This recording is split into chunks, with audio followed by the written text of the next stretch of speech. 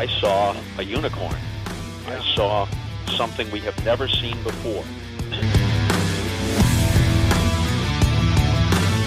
On a 1-2, Ohtani sends one in the air. The other way. Back it goes. Gone! One of a kind player. One of a kind season. Shohei Ohtani starts the 50-50 club.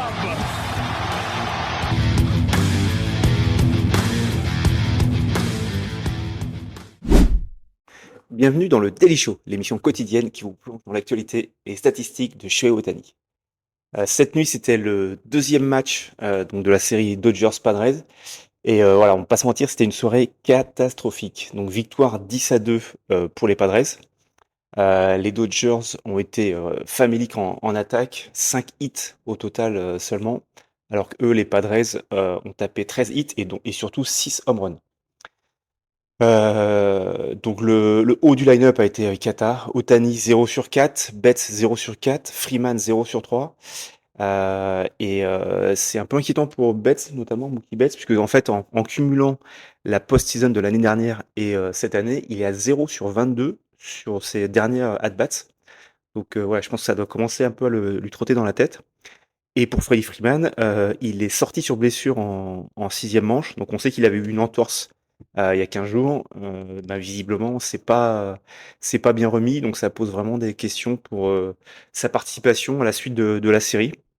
Donc voilà, vraiment pas de bonnes nouvelles.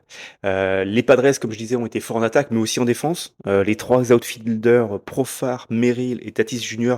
ont tous les trois fait de super catch en défense.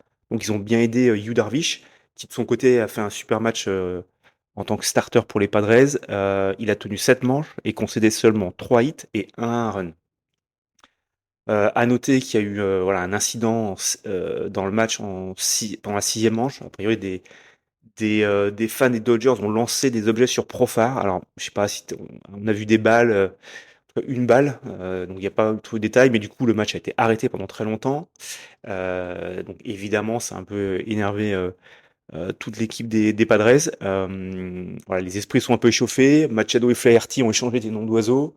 Tatis s'est pris un hit by pitch en sixième, c'est-à-dire que voilà, il s'est pris une balle en pleine cuisse par le lanceur.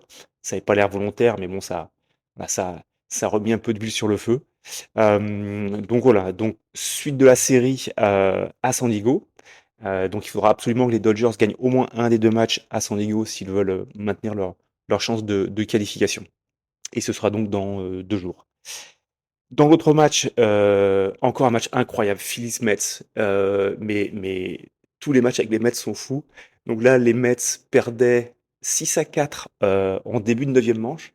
Et Vientos tape un home run pour égaliser à 6-6 en haut de la 9e manche. Et en bas de la 9e manche, les Phillies gagnent 7-6 avec un walk-off de Castellanos. Alors c'est incroyable parce que Castellanos, en milieu de match, il a commencé à se faire siffler par ses propres supporters.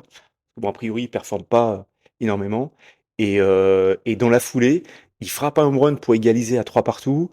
Il frappe un simple ensuite. Et en 9e, il tape le coup sûr décisif qui offre la victoire aux Phillies. Donc un partout dans la série et encore un match à rebondissement avec les Mets.